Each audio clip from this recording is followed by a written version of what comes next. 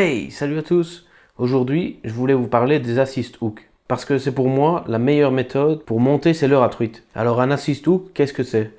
C'est un hameçon simple équipé d'une petite tresse qui va permettre à l'hameçon d'avoir plus de mobilité et d'empêcher la truite de prendre appui sur l'hameçon pour se décrocher.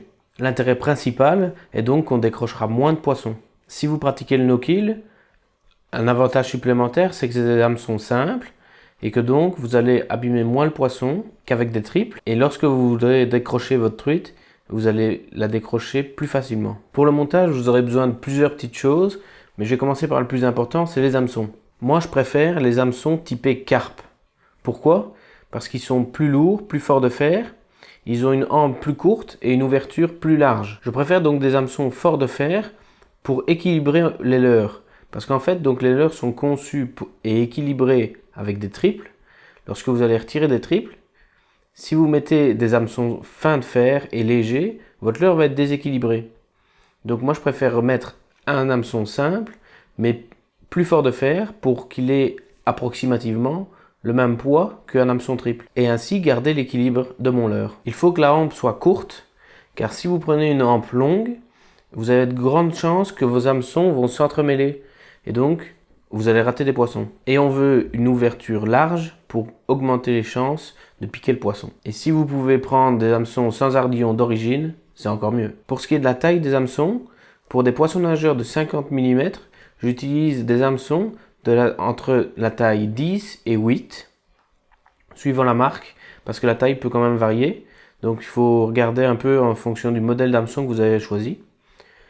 Pour des poissons nageurs entre 60 et 70 mm, j'utilise donc des tailles entre 8 et 6. Et pour des poissons nageurs de 80 mm jusqu'à 10 cm, j'utilise donc des hameçons 6 ou 4. Un autre gros avantage de prendre des hameçons qui sont forts de fer, c'est que si vous tombez sur un joli poisson, vous risquez pas d'ouvrir votre hameçon. Ça a été une des raisons principales pour laquelle je monte mes assist hooks, parce que je trouvais pas dans le commerce des hameçons suffisamment costauds, piquants et sans ardillon pour pêcher les grosses truites. L'avantage de les monter vous-même, c'est vraiment que vous choisissez l'hameçon que vous voulez et vous pouvez en tester plusieurs avant de trouver le bon. En plus des hameçons, donc vous allez avoir besoin de plusieurs petites choses. En premier, vous allez avoir besoin d'un petit étau. Ça coûte pas grand chose, hein. Ici, moi, c'est vraiment un premier prix, ça doit coûter 20 € à tout casser. Vous n'avez pas besoin d'un étau bien particulier. Quelque chose de tout simple. Vous allez également avoir besoin de fil de montage, comme pour monter des mouches, et d'un porte-bobine. Le fil de montage, vous choisissez la couleur qui vous plaît, parce que vous pouvez en faire des flashy ou des noirs, vraiment comme vous voulez. Ensuite, vous allez avoir besoin d'une tresse. Moi, j'utilise du backing. C'est en fait une petite tresse que les moucheurs mettent dans leur moulinet avant de mettre leur soie. Donc moi ici, c'est une couleur orange et elle résiste à 20 livres. C'est largement suffisant. Vous allez également avoir besoin d'un petit ciseau à bout pointu. Ce sera plus facile pour couper les excédents de tresse et de soie de montage. Un bic ou un outil pour faire des demi-clés, mais un simple bic fonctionne. Et d'une colle ou un vernis. J'ai testé pas mal de choses. Pendant pas mal de temps, j'utilisais donc simplement un peu de cyano que je mettais au début, je laissais sécher et puis je mettais du vernis. Le problème, c'est qu'il faut mettre plusieurs couches de vernis pour avoir un résultat propre.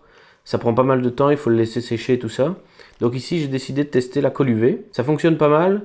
Et l'avantage vraiment, c'est que ça va vite parce que il vous faut donc votre petite colle UV et une lampe UV. Une fois que vous avez mis votre colle, vous le passez à la lampe UV et ça sèche en quelques secondes. Donc c'est un gain de temps et les hameçons sont directement pêchants. Donc voilà, il faut vraiment pas beaucoup de matériel et ainsi vous pourrez monter vos assist hooks pour équiper vos leurres. Donc pour le montage, j'ai fixé donc mon hameçon dans l'étau. Pour pouvoir fixer la soie sur l'hameçon, la soie de montage, je vais donc mettre la soie de montage sur la hampe, faire le tour et passer au-dessus pour l'emprisonner en allant vers le bas de l'hameçon.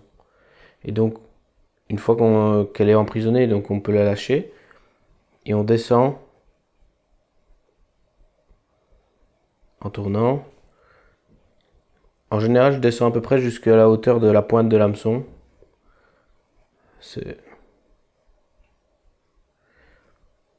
Une fois qu'on a descendu, donc on remonte tout en haut, près de l'œillet. On va couper l'excédent de la soie de montage. Et je vais prendre 5 cm de ma tresse. je vais venir la positionner contre la hampe, comme ceci, et je vais la tenir avec mon autre doigt. Et ici, je vais tourner donc autour de la hampe de l'hameçon et de la tresse, mais sans serrer, 3 fois. Ainsi, comme je ne l'ai pas trop serré, je peux toujours replacer la soie pour qu'elle soit vraiment bien mise. Ensuite, je vais pouvoir donc faire quelques tours pour serrer. Et je vais emprisonner toute la soie qu'il y a le long de la hampe de l'hameçon.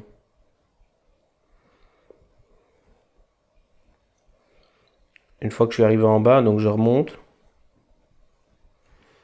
Et c'est maintenant qu'on va faire la boucle avec la tresse.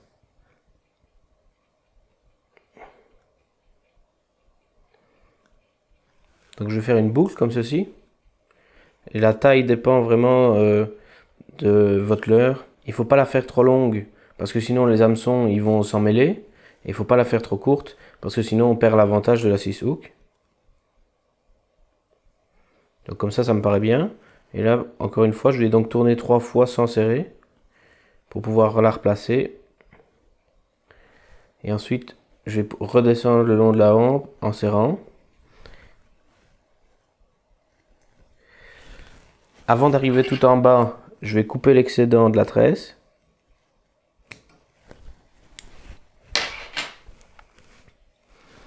Et je vais maintenant pouvoir vraiment bien serrer pour bien emprisonner la tresse.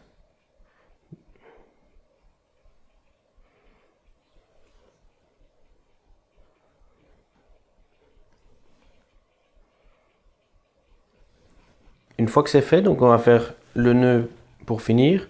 Moi je fais simplement donc des demi-clés. Vous pouvez prendre un bic ou un outil qui est fait pour ça, mais la bic ça fonctionne parfaitement. Donc en fait on va prendre la tresse et on va tourner une fois autour du bic. Et je vais donc passer la boucle dans le trou du bic et faire remonter ma demi-clé sur l'hameçon. Donc ça je vais en faire 3.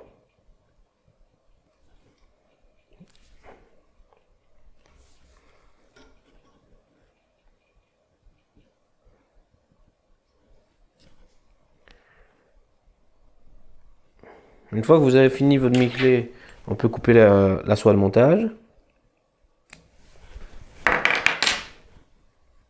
Et ici donc il ne nous reste plus qu'à mettre de la colle. Donc ici moi je vais utiliser de la colle UV.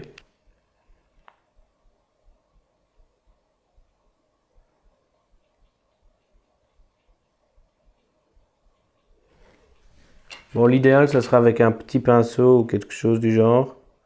Mais bon.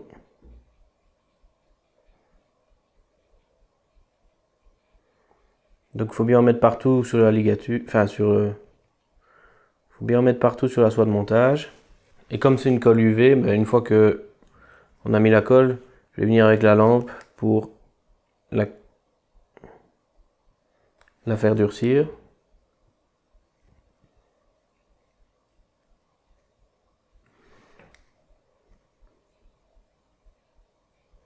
L'avantage de la colle UV, c'est qu'une fois que vous l'avez passé à la lampe, ben c'est tout de suite sec et vous pouvez déjà l'utiliser. Pour le placement de la boucle en tresse, donc moi je préfère la placer juste devant l'œillet ou la palette de l'hameçon. Et donc elle est juste devant et elle est bien alignée avec la hampe de l'hameçon. Donc ça c'est dans le cadre d'un poisson nageur par exemple. Pour les cuillères ondulantes, donc je fais une boucle plus grande. La tresse est toujours placée devant l'œillet ou la palette, pas à l'arrière. La boucle n'est pas orientée de la même manière que pour les poissons nageurs. Je place la boucle parallèlement à l'œillet ou à la palette de votre hameçon, contrairement aux hameçons ici pour les leurres, où elle est placée perpendiculairement à la palette ou à l'œillet. Ça permet dans le cas des cuillères ondulantes que votre hameçon soit mieux placé. Il va ainsi avoir la pointe vers le haut lorsque la cuillère ondulante va nager. Et j'utilise ici une boucle de tresse plus grande car les cuillères ondulantes sont d'habitude montées avec des hameçons à hampe longue. Et comme ici c'est des hameçons à hampe courte, je rallonge la boucle. Voilà, tu as donc maintenant plus d'excuses pour décrocher encore des truites. Si la vidéo t'a aidé, laisse-moi un pouce bleu. Si tu as une question, pose-la moi en commentaire. Et moi je te dis à la semaine prochaine pour une nouvelle vidéo. Bye!